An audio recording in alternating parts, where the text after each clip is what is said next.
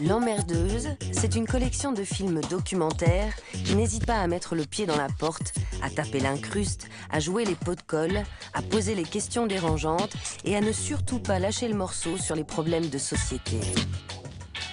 Olivia Mokiejewski incarne cette emmerdeuse pétillante qui, dans ce premier numéro, a décidé de s'attaquer à un monstre blanc et rouge, Coca-Cola. À part du sucre et des bulles, que boit-on vraiment ? Que cache l'opacité de sa couleur caramel? Canette à la main, la journaliste pourtant accro au coke va enquêter jusqu'à plus soif sur le mystère de la boisson aux soi-disant extraits végétaux. France, États-Unis, Mexique, 6 mois d'investigation pour tenter de savoir pourquoi le soda le plus connu de la planète protège mieux sa recette que Fort Knox et Lingo. Coca-Cola et la formule secrète, à suivre tout de suite dans Infrarouge.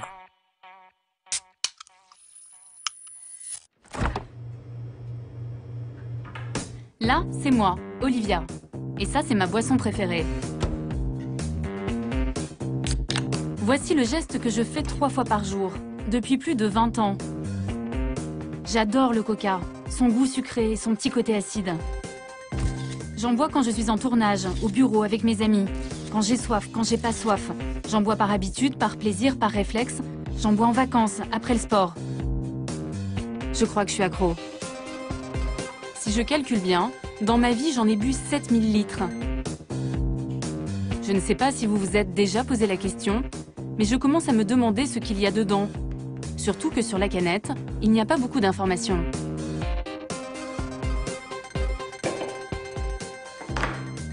Vous pouvez vous opposer à cet enregistrement en nous faisant part de votre refus. Léa Guimaury, bonjour.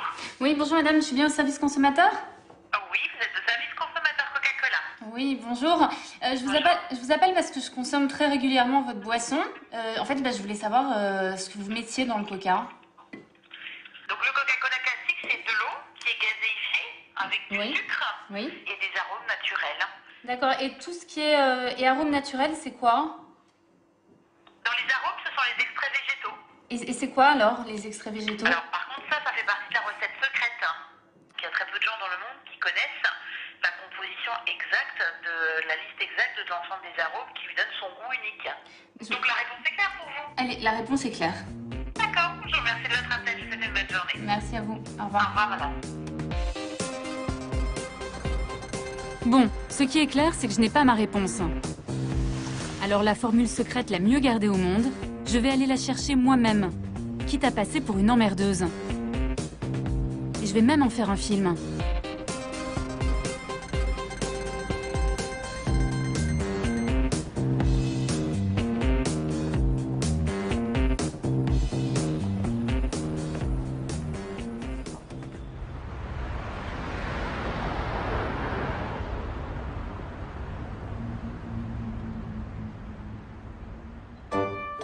Pour savoir ce que je bois depuis tant d'années, le plus simple c'est d'aller directement à la source, à Atlanta, le temple de Coca-Cola.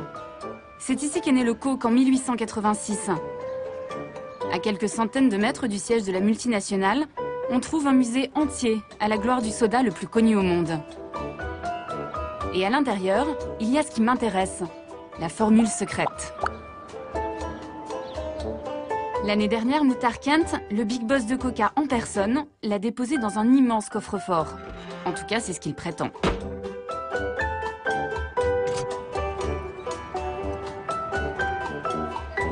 Bon, alors il est où ce coffre? Merci à vous d'être venu et bienvenue dans le monde de Coca-Cola. C'est parti! Je me glisse entre les touristes et les fans de la marque. Coca-Cola a accepté de me laisser entrer avec une caméra, mais à condition de ne parler à aucun visiteur et d'être escorté par le service d'ordre maison.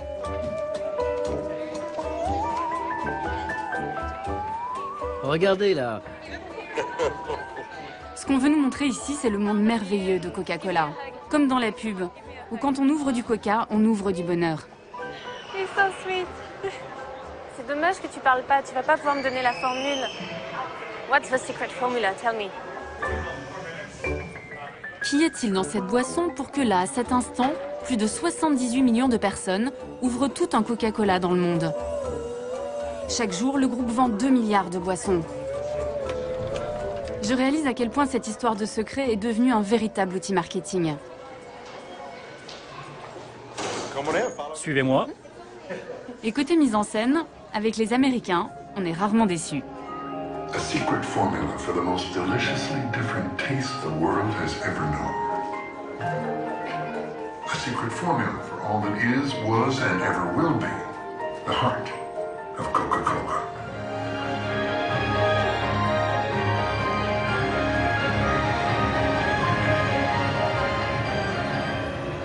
The secret formula for Coca-Cola is here. La recette originale est vraiment là? Oui, madame. Vous l'avez vue? Non, je ne l'ai pas vue, mais notre PDG l'a vue. C'est lui qui l'a mise ici. L'année dernière, on a fait une grande cérémonie pour les 125 ans de la marque. Et à cette occasion, il a placé la formule secrète dans ce coffre. Il l'a vue, donc il connaît la formule secrète? Je ne sais pas s'il la connaît, mais il sait où elle est. C'est une des rares personnes à pouvoir y accéder. Bon, on va vérifier. Je ne peux pas l'ouvrir, ça ne marche pas. Vous devez reculer. Vous ne pouvez pas l'ouvrir.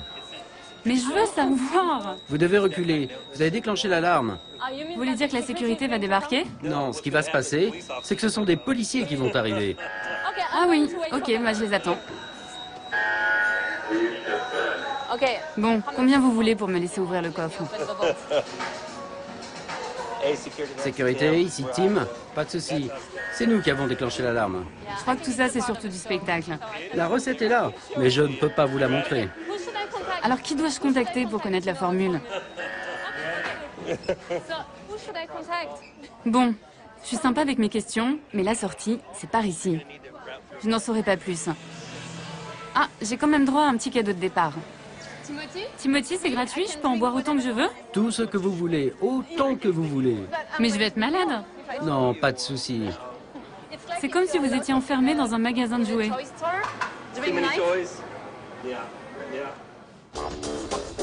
Ok, c'est pas ici qu'on me donnera la formule. Pourtant, s'il y a un endroit au monde où je peux en savoir plus, c'est bien à Atlanta. Depuis plus d'un siècle, les bulles de coca pétillent dans les veines de la ville et de ses habitants. Ici, on est Coke, on grandit Coke, on adore Coke.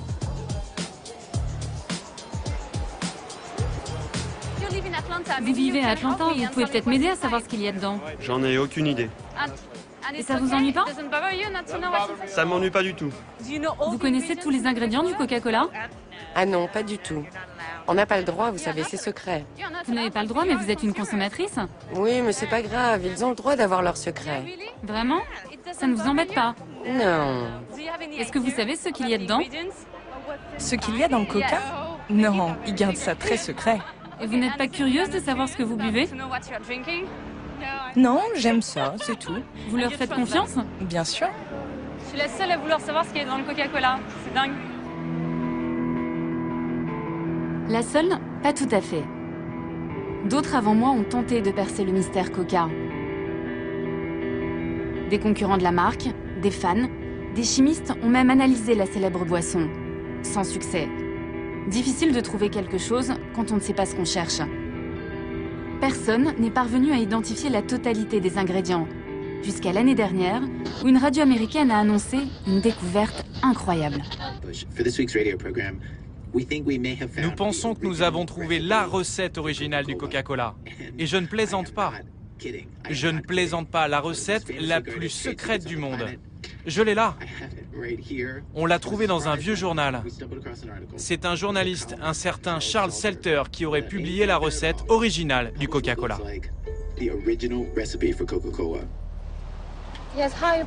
Je voudrais avoir le numéro d'un certain Charles Salter dans la région d'Atlanta. J'ai retrouvé Charles Salter. Il vit dans la banlieue chic d'Atlanta. Bonjour et bienvenue. Il est aujourd'hui à la retraite, après avoir travaillé 25 ans dans le journal local. J'espère que vous allez m'en apprendre un peu plus au sujet de la formule secrète. Le trésor de Charles Salter est quelque part dans cette pièce. Voici mon atelier de pêche. C'est votre hobby? Pêcher, c'est ma passion. Pourquoi vous n'iriez pas chercher dans ces cartons là-bas? La formule est par là? Jetez un petit coup d'œil. Des cassettes.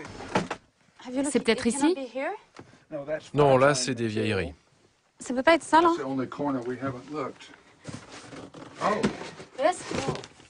Voilà. C'est excitant. It's so exciting. Vous pensez qu'elle est là? Ah, voilà la photo. Je l'ai prise en 1979. J'avais un ami qui vivait dans la région. Il tenait un drugstore à Gainesville. Et un jour, il me dit, « Charles, il faut que tu vois quelque chose. » Et là, je vois un document intitulé « L'authentique Coca-Cola ». Quand j'ai vu ça, je me suis dit, « Mon Dieu, j'ai l'histoire de l'année. » Ce document daterait de 1910. Il s'agirait d'une copie manuscrite de la recette originale en mauvais état. Je découvre les fameux extraits végétaux que Coca refuse de donner. Première surprise, il y aurait de l'alcool, mais aussi du citron, de l'orange, de la coriandre, et tout en haut de la liste, un ingrédient qui me fait halluciner. What's that? C'est quoi ça? F-E, Coca. Extrait. Extrait de feuilles de coca.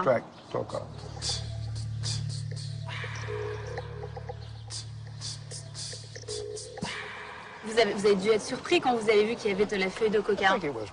Ça a été une grande surprise pour pas mal de gens quand ils ont découvert cette liste d'ingrédients. Et je peux vous dire qu'à Atlanta, on en a beaucoup parlé. Ce que je comprends pas, c'est qu'à l'époque, en 1979, quand vous publiez cette photo, le monde entier aurait dû apprendre qu'il y avait de la coca dans le Coca-Cola. Comment ça se fait que ça n'a pas fait le tour de la planète, cette info? Je pensais que c'était vraiment un gros scoop.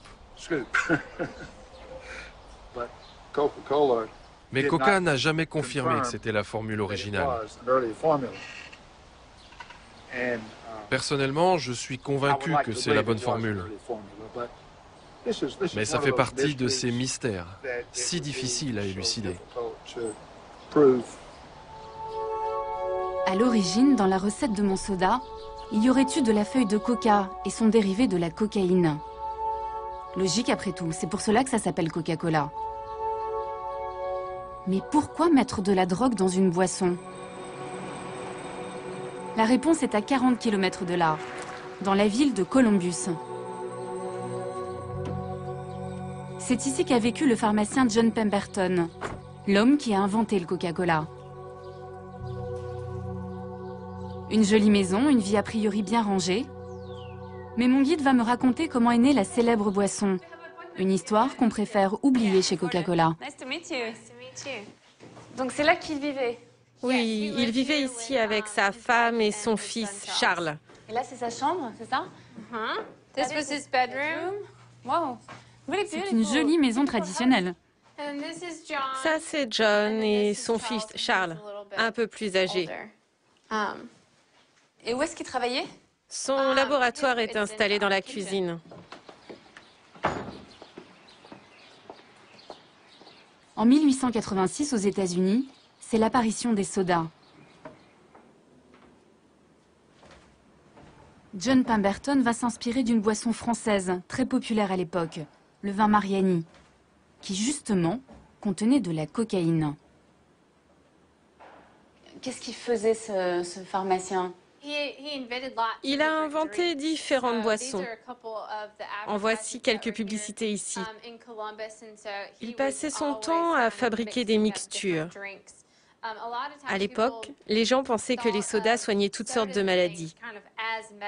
C'est pour ça qu'on trouvait les sodas dans les pharmacies. C'était un peu comme des médicaments. Et à la base, le Coca-Cola, c'était un médicament.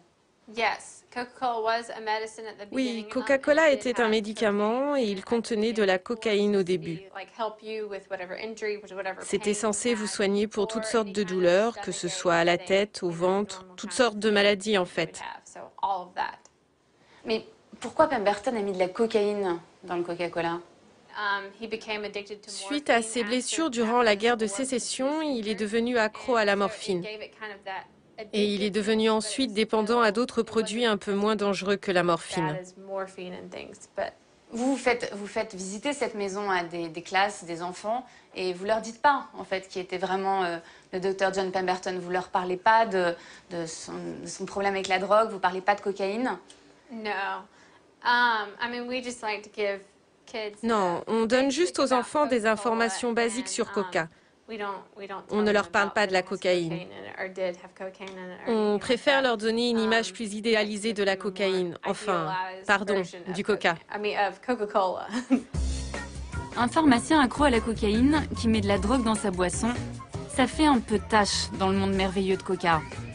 À Atlanta, comme souvent aux États-Unis, on protège les symboles de l'Amérique. Et tant pis pour ces écoliers qui n'apprendront qu'une partie de l'histoire. Mais moi, ce qui m'intéresse, c'est de savoir s'il y a toujours de la feuille de coca dans mon soda.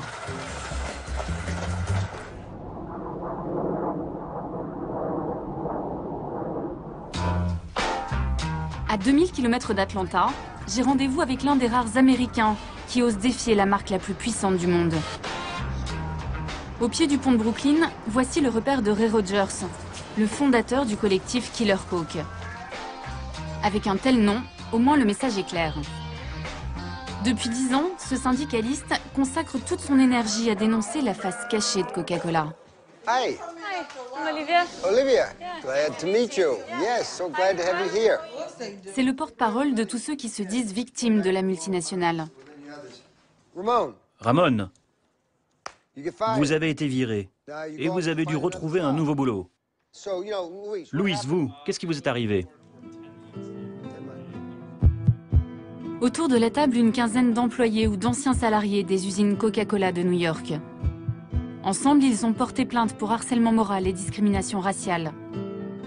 Je découvre une autre version du monde magique de Coca-Cola. Ces ouvriers fabriquent le soda pour des millions d'Américains.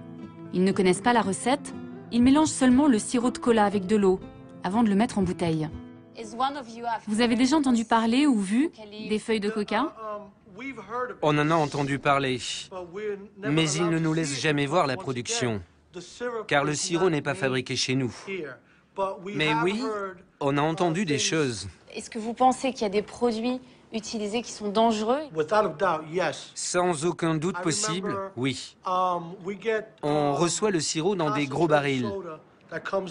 Il y a une grille tout autour et un autocollant indiquant que c'est dangereux, corrosif.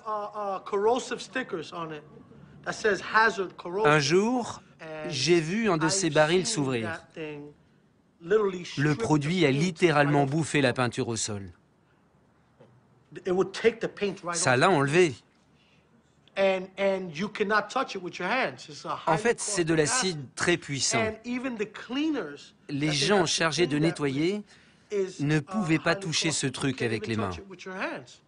Mais normalement, c'est juste du sucre et des arômes naturels. Non, non, non, non, non, non, non. J'aimerais que ce soit ça. Mais ce n'est pas le cas. Ils ne veulent pas qu'on sache ce qu'ils mettent dedans. Je ne comprends pas comment un gouvernement peut autoriser une entreprise à commercialiser un produit dont la recette est secrète. Nos enfants en boivent. Des employés en colère qui se posent les mêmes questions que moi. Une entreprise qui refuse de me répondre, c'est pas gagné. Mais après tout, même les secrets les mieux gardés finissent un jour par s'éventer. Ray Rogers va me révéler une information embarrassante pour Coca. Il m'emmène loin des beaux quartiers de New York. Direction, l'un des ports du New Jersey. Selon lui, c'est ici que la compagnie continuerait d'importer discrètement l'ingrédient préféré du pharmacien Pemberton. Impressionnant, non? C'est ici qu'ils reçoivent les feuilles de coca qu'ils importent de Bolivie et du Pérou. Ça arrive ici. Oui, ça arrive ici. Les feuilles de coca ne sont autorisées dans ce pays que pour 2 raisons. Un, pour les préparations médicales. Et l'autre, c'est pour Coca-Cola, qui l'utilise dans certaines de ses boissons. Et à ma connaissance, c'est la seule façon d'importer légalement de la feuille de coca de Bolivie et du Pérou. Ça veut dire qu'aujourd'hui, aux États-Unis, en dehors des laboratoires pharmaceutiques, Coca-Cola est la seule entreprise à pouvoir importer de la feuille de coca ici. Oui, Coca ne veut pas l'admettre, mais ils en utilisent encore dans certaines de leurs boissons. La question qu'on peut se poser, c'est qu'est-ce qu'ils font avec? Pourquoi est-ce si important dans leur boisson et pourquoi ils ne le reconnaissent pas? Car si vous regardez sur leur bouteille, vous ne verrez jamais cet ingrédient. C'est écrit nulle part, non? C'est intéressant, parce que selon moi, s'ils cachent leurs recettes et qu'ils parlent de recettes secrètes, c'est justement à cause de la feuille de coca. C'est probablement un des secrets qu'il ne faut pas dévoiler. Il y aurait donc toujours de la feuille de coca dans mon soda. Est-ce que c'est pour ça que je suis si accro? Non, impossible.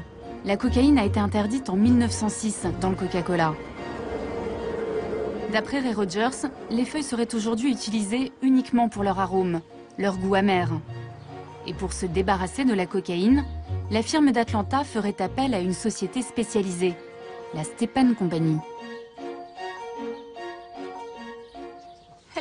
Bonjour madame, j'ai appelé plusieurs fois et je n'ai eu personne. J'aimerais savoir si c'est bien ici que vous transformez la feuille de coca.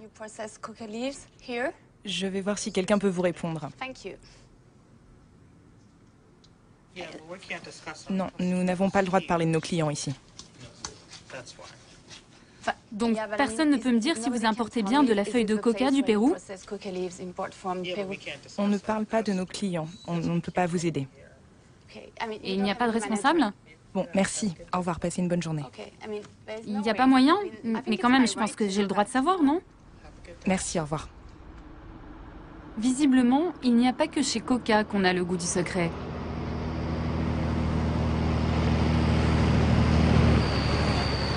Bonjour monsieur, vous venez d'amener des feuilles de coca dans l'usine? Monsieur, est-ce que vous allez chez Coca-Cola?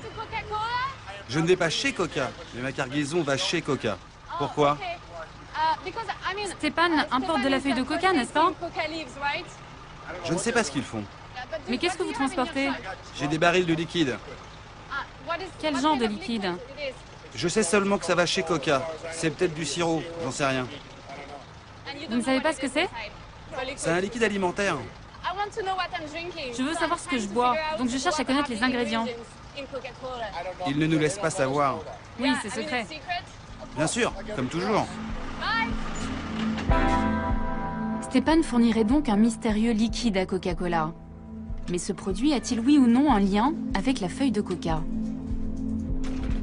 Excusez-moi, vous vivez ici? J'habite à côté.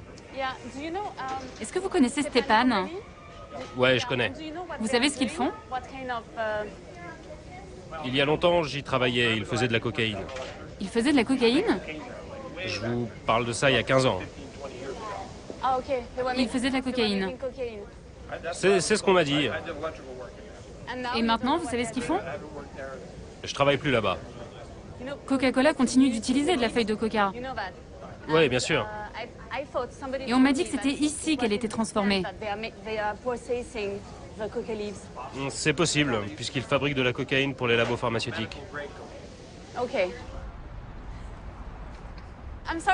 Excusez-moi, vous êtes au courant qu'il y a une usine juste en face qui importe de la feuille de coca? Vous en avez entendu parler? Non, pas du tout. L'entreprise s'appelle Stepan. Ils fabriquent de l'extrait de coca pour Coca-Cola. Vous êtes au courant? Non. Ça ne vous pose pas de problème? Si, bien sûr. Mais ici, il y a une usine qui importe de la feuille de coca et qui la vend. Et la ville est d'accord? Bien sûr que oui.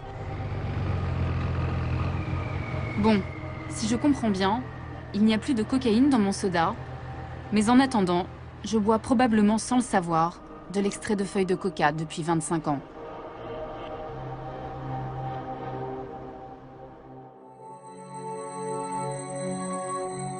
Je veux simplement connaître la composition d'un soda et j'ai l'impression d'enquêter sur le secret de la bombe atomique. Après 2 mois de demande d'interview, 12 appels et 21 mails, Coca-Cola États-Unis va me donner la même réponse que la filiale française du groupe. Yes, Amanda. Oui, Amanda, désolée. Je ne vous entendais pas avec mon téléphone portable. Je voulais simplement vous dire que vous n'aurez aucune interview de la part de la compagnie aux États-Unis. Vous êtes en train de me dire que je ne pourrai parler à personne chez vous aux États-Unis, c'est bien ça? Oui, c'est exact. D'accord, je vois. Merci d'avoir essayé. Ok, j'ai compris. Avec Coca, mon seul droit c'est d'en boire, sans jamais me poser de questions. Pourtant, les États-Unis, eux aussi, s'interrogent sur leur boisson nationale. Coca-Cola est de plus en plus montré du doigt, non pas à cause de la formule secrète, mais au sujet d'un ingrédient que cette fois-ci tout le monde connaît.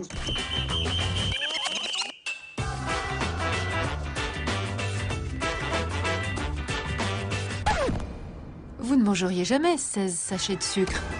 Pourquoi les boire alors? Il y a 16 sachets de sucre dans un demi-litre de soda.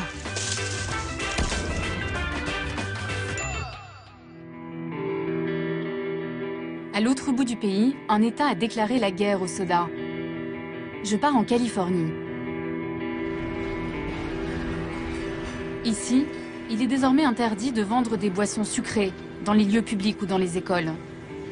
Il faut dire que 40% des Californiens sont en surpoids ou obèses. Alors tout est fait pour diaboliser le soda, surtout auprès des jeunes. The cost so cheap and it tastes so sweet, but in a few years it'll rot on your teeth. Rather have water, milk, or iced tea than wrap my lips around a Pepsi. All that sugar in just one drink, it got more calories than processed meat. Sprite, Coke, and root beer floats, bound to give folks diabetes and strokes. The more you drink, the less you think. Bet you didn't know brain cells get weak. C'est quoi le message que tu veux donner aux jeunes? C'est de leur dire de ne pas boire de soda en fait, c'est ça? Il faut plus boire du tout de soda. Ça peut faire du mal à trop de gens. Tu commences tout petit, en grandissant tu continues, ça fait partie de toi, et tu deviens tellement accro. T'es pas branché si tu bois du coke, pas du tout.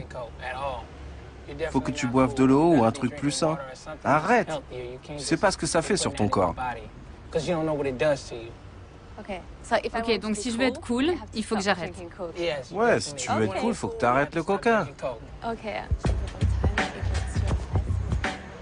Mais on ne change pas si facilement l'American Way of Life.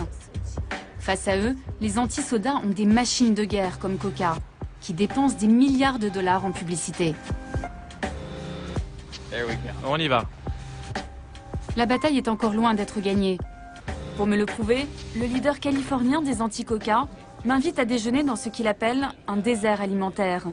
Un de ces quartiers où il n'y a que des fast-foods à des kilomètres à la ronde. Je voudrais un Coca, un grand s'il vous plaît. Regardez la taille de mon verre d'eau qui arrive. Et voilà mon eau. Ah oui, c'est tout petit. Ok. Ok, thank you very much. Et je peux... Vous pouvez en reprendre gratuitement autant de fois que vous voulez.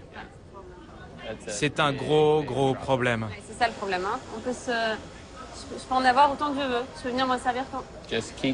Servez-vous copieusement, et si ça ne vous suffit pas, revenez et prenez-en encore. C'est un déjeuner équilibré, ça. Vous avez suffisamment de calories, ça va? C'est un demi-litre, ça. Oui, c'est même un peu plus. C'est 75 centilitres. Un Américain boit en moyenne 170 litres de soda par an.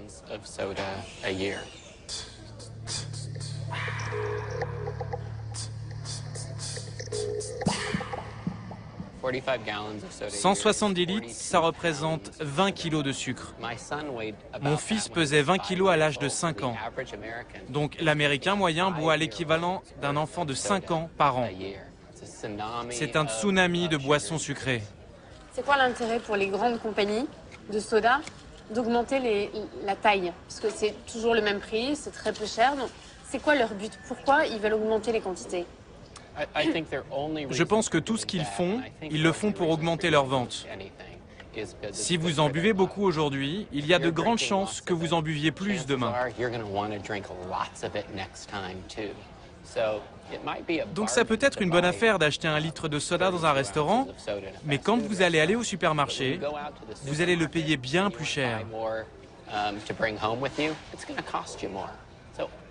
Leur seule motivation, c'est de gagner toujours plus d'argent. C'est leur boulot, c'est normal. Mais c'est la première génération d'enfants aux États-Unis qui risque de vivre moins vieux que leurs parents. On doit trouver une solution pour contrer ces boissons sucrées. On le doit. La vie de nos enfants en dépend. Bon, bah c'est bon, vous avez gagné. Vous m'avez coupé l'appétit. Merci. Bon appétit. Il y a 50 ans, nous buvions 4 verres de coca par an.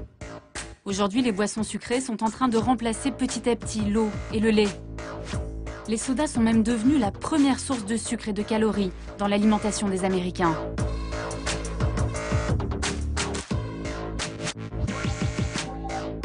Il y a quelques mois, l'un des plus grands spécialistes de l'obésité a alerté l'opinion mondiale. Selon le Dr Lustig, le sucre qu'on aime tant dans les sodas est tout simplement un poison. Est-ce que vous pouvez me montrer l'équivalent de sucre qu'il y a dans cette canette? Est-ce qu'on peut voir combien ça fait? Cette canette contient 39 grammes de sucre.